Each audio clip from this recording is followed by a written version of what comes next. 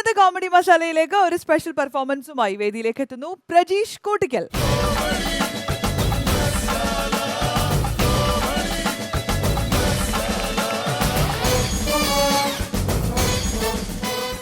പ്രജീഷേ പറയൂ, എന്തുണ്ട് വിശേഷം? സുഖമായിട്ടിരിക്കുന്നു. ഇങ്ങനെ ഒരു പ്രോഗ്രാമിന് ഇവിടെ വരാൻ പറ്റിയത് തന്നെ ദൈവത്തോട് നന്ദി പറയാണ്. ഇത്രയും വലിയ കലാകാരന്മാരുടെ വേദിയിൽ നിൽക്കാൻ സാധിച്ചത് തന്നെ ഭാഗ്യമായിട്ട് കാണുന്നു. അപ്പോൾ പ്രജീഷിന്റെ പെർഫോമൻസ് കഴിഞ്ഞ് കഴിയുമ്പോൾ ഞങ്ങൾ തിരിച്ച് പ്രജീഷിനോട് നന്ദി പറയും. ഓക്കെ, പെർഫോമൻസ് കണ്ടിട്ടായിരിക്കും നമ്മൾ പറയുക. അപ്പോൾ എന്തൊക്കെയാണ് ഇന്ന് നമുക്ക് വേണ്ടിയിട്ട് കരുതിയിരിക്കുന്നത്? ഞാൻ കുറച്ച് നടന്മാരുടെ ശബ്ദം.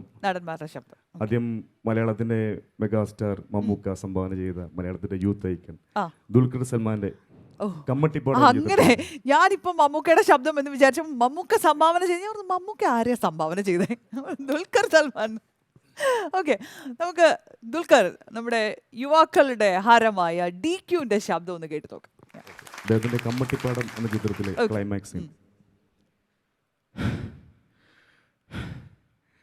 അതേടാ, ഞങ്ങൾ തെരുവട്ടികൾ കൊടമാളില്ല, പക്ഷെ തമ്മി കൂറുണ്ട്. ചത്താലും ഞങ്ങൾ ഒറ്റ കേട്ട. പിന്നെ നിന്റെ എറണാകുളം സിറ്റി, അതിന് വലിയ ഉറപ്പൊന്നുമില്ലടാ. അത് നിൽക്കുന്നതേ കമ്മട്ടിപ്പാടത്തിന്റെ ചതിപ്പില. അത് കെട്ടിപ്പൊക്കിയിരിക്കുന്ന സിമെന്റും കല്ലി കൊണ്ടൊന്നുമല്ല, കറുത്ത കട്ട പിടിച്ച ചോര കൊണ്ടാ, ഞങ്ങളുടെയൊക്കെ ചോര. അതുപോലെ അദ്ദേഹത്തിന്റെ തന്നെ ഒരു ചിത്രമായ ABCD എന്ന ചിത്രത്തിലെ ഒരു ഡയലോഗ്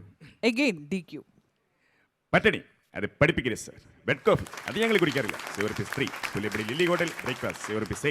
റേബിക്കോസ് ചാടി നടന്നാൽ 30 മിനിറ്റ് കൊണ്ട് കോളേജിലെത്താം. ബിസ്ക്കറ്റ് നിൽക്കേണ്ട തിക്കേണ്ട തിരക്കേണ്ട ടിക്കറ്റ് എടുക്കേണ്ട. നടപ്പ് നല്ലതാണ്. Health is wealth. അടുത്തത് നമ്മുടെ ഡാഡി ഗിരിജ എന്ന കഥാപാത്രത്തിന് ശബ്ദം കൊടുത്തിരിക്കുന്നത് നമ്മുടെ ബീന ആന്റണി ചേച്ചിയുടെ ഭർത്താവ് മനോജ് ചേട്ടനാണ്. ആ ശബ്ദം ഒന്ന് ചെയ്യാൻ ശ്രമിക്കും. ബലരാമൻ മുരുകന്റെ ശക്തി സാക്ഷാൽ കൃഷ്ണ ഭഗവാന് ബലരാമനെ പോലെ അല്ലേ? പക്ഷേ ആയുസ് കുറവായി പോയല്ലോ ബലരാമ. നിന്നെ ഞാനെങ്കിൽ എടുക്കാം. ഡാഡിയുടെ വരവ് മുരുകൻ അറിയണ്ടേ? അവനുള്ള ക്ഷണക്കത്താ നീ ദൂതൻ ദൈവനും. അടിപൊളിയായിരുന്നു. അത് നമ്മുടെ ഇന്ദ്രജിത്തിന്റെ ഒരു ഡയലോഗ് ചെയ്യാൻ ശ്രമിക്കും. അദ്ദേഹത്തിന്റെ ചാന്തുപൂട്ട് എന്ന സിനിമയിലെ കൊമ്പൻ കുമാരൻ. തനിക്കെന്നെ മനസ്സിലായ? എങ്ങനെ മനസ്സിലാവാനാണ്? തൻ്റെ പരാക്രമത്തിൽ ചത്തൊരു തന്തയുടെ മോനെ ഞാൻ. അച്ഛൻ മരിച്ചപ്പോ ഞങ്ങൾ പട്ടിണിയായിരുന്നു. പട്ടിണി എന്ന് പറഞ്ഞാൽ പട്ടിണി. പട്ടിണി മൂത്തപ്പോ അമ്മയൊരു വരുത്തൻ്റെ കൂടെ പുറത്തേക്ക് പോയി. എന്നിട്ടും കുമാരനെ തുറവിട്ട് പോയില്ല. വെള്ളത്തിന്ന് മീമാരിയും തമ്മിത്തലിയും കുമാരനങ്ങ് വളർന്ന്. അത് ഡിഫറെന്റ് ആയിട്ടുള്ള ഒരു ഡയലോഗ് പ്രസന്റേഷൻ ആയിരുന്നു ആ ഒരു സിനിമയ്ക്ക്. അപ്പൊ അത് ഓപ്റ്റ് ചെയ്തുകൊണ്ട് ഒരു വെറൈറ്റി ഫീൽ ചെയ്തു. നമ്മുടെ ഷമ്മി തിലകൻ ചേട്ടന്റെ ശബ്ദം. അദ്ദേഹം നെപ്പോളിയൻ ശബ്ദം കൊടുത്ത ദേവാസുരം എന്ന ചിത്രത്തില്. നീലകണ്ഠ, ഒരു കാറ് കത്തിയാൽ എനിക്ക് പുല്ല. പകരം നിന്റെ തറവാട് കത്തിക്കാൻ അറിയാഞ്ഞിട്ടല്ല, എനിക്കറിയേണ്ടത് നീ പടയൊരുക്കം തുടങ്ങിയെന്ന്. ആദ്യം എൻ്റെ അമ്മാവൻ, പിന്നെ നീലകണ്ഠൻ. ഇനി 7 രംഗരയിൽ ആർക്കെങ്കിലും പാവരിക്കുന്നുണ്ടേ അത് ഈ ശേഖരനായിരിക്കണം.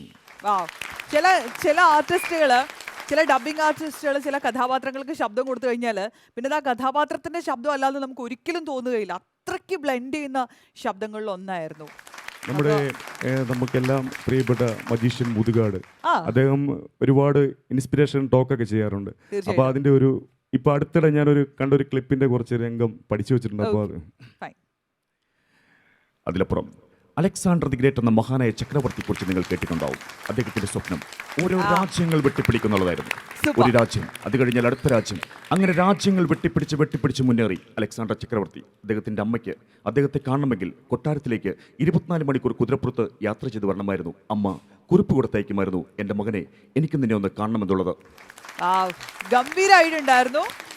മാത്രമല്ല അദ്ദേഹം വളരെ ജനപ്രിയനായിക്കൊണ്ടിരിക്കുന്ന ഒരു പക്ഷേ നമ്മൾ മാജിക്കിൽ അദ്ദേഹത്തിനെ അറിഞ്ഞിരുന്നതിനെ കഴിഞ്ഞും കൂടുതൽ ഇപ്പോൾ ആളുകൾക്ക് അദ്ദേഹത്തിന് ഇഷ്ടം ഒരു മോട്ടിവേഷൻ സ്പീക്കർ, അല്ലെങ്കിൽ നല്ല ആശയങ്ങൾ പറഞ്ഞു തരുന്ന ആ പ്രസന്റേഷൻ രീതിയൊക്കെ വളരെ ഗംഭീരമായിട്ടുണ്ട്.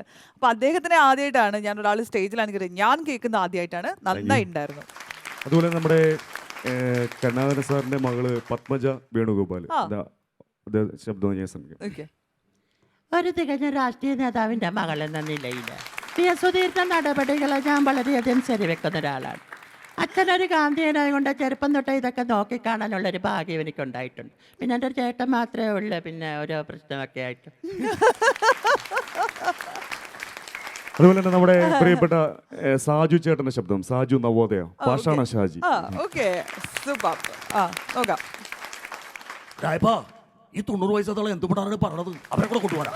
അന്ന് പുള്ളി വീട്ടാനായിട്ട് ടൂർ പോണ രായപ്പാ. സൂമ്പറഞ്ഞ മുകളിലെ അവിടെ പ്രാന്താണ് മെന്റല് നല്ലതൊരു പോയപ്പോഴേ പടൽ കൊണ്ടൊരു കാട്ടായം ഇതൊക്കെ പറയുമ്പോഴേ എനിക്കൊരു സുഖം, ഒരു മനസ്സുഖം. കൊള്ളാല്ലേ? ഓക്കെ, അപ്പൊ പ്രജീഷ ചെയ്തതെല്ലാം നല്ല പെർഫോമൻസ് ആയിരുന്നു. ഇപ്പൊ ഒന്നും അയ്യോ അത്ര എത്തിയില്ല എന്ന് പറയുന്ന ഒന്നുമില്ലായിരുന്നു. എല്ലാം സൂപ്പർ.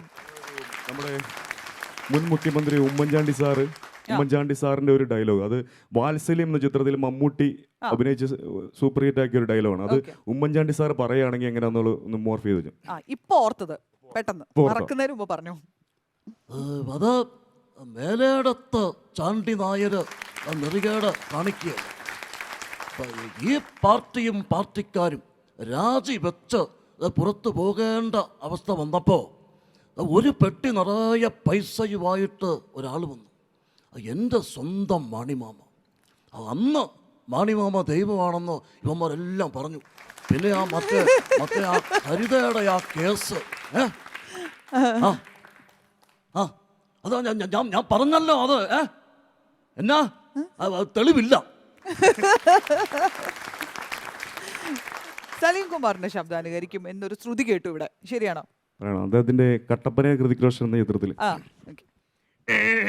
കട്ടപ്പന ചന്ത പിടിക്കാൻ നേരത്ത് 10 രൂപയ്ക്ക് വയറ് പൊട്ടിയ ചാളയെ മേടിച്ച് പോകുന്ന വഴിക്ക് അതിലൊരെടുത്തോടിയ പൂച്ച 5 കിലോമീറ്റർ ഓടിച്ചിട്ട് പിടിച്ച് മഴത്തി അടിച്ച് വയറ്റിക്കിളി കാണിച്ച് അത് കക്കിച്ച് അതെടുത്തിട്ട് പോയി കുടമ്പിട്ട് വെച്ചാണ് നിന്റെ മരം കൊത്തി പുറമേ അവൻ അഥവാ എന്റെ നാരി അളിയൻ. ഏറെ കാലത്തിന് ശേഷം സലീമേട്ടന്റെ ഒരു ശക്തമായ തിരിച്ചുവരവായിരുന്നു കട്ടപ്പനയിലെ ഹൃതിക് റോഷൻ എന്ന് പറയുന്ന മൂവി. നന്നായിട്ട് ചെയ്തു പ്രജീഷ്. അപ്പോൾ പ്രജീഷ് ഇവിടെ വന്ന് എല്ലാം നല്ല പെർഫോമൻസുകൾ തന്നെ കാഴ്ചവെച്ച് നല്ല കയ്യടി മേടിച്ചാണ് ഈ വേദിയിൽ നിന്ന് പോകുന്നത്. അപ്പം നമുക്ക് വീണ്ടും കാണാം. തീർച്ചയായിട്ടും പുതുമയുള്ള സബ്ജക്റ്റും പുതുമയുള്ള ശബ്ദങ്ങളുമായിട്ട് വീണ്ടും വരാം. Okay, all the thank you. Best.